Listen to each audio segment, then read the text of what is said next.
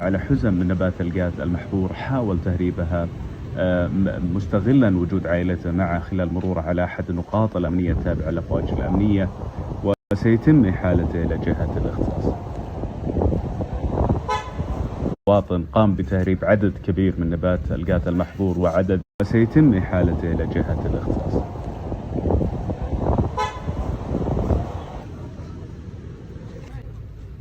كما تم القبض على مواطن قام بتهريب عدد كبير من نبات الغاز المحظور وعدد من المنتجات التبغية بأحد المناطق الوعرة، ولكن رجال الأفواج الأمنية كانوا له بالمرصاد، وسيتم إحالته لجهة الاختصاص لاتخاذ الإجراءات اللازمة بحقه.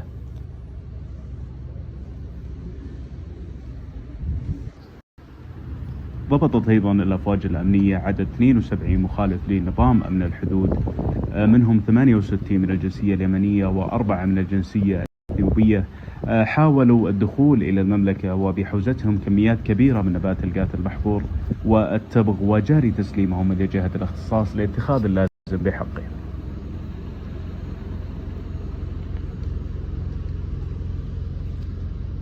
معي لشخص اعتدى على آخر،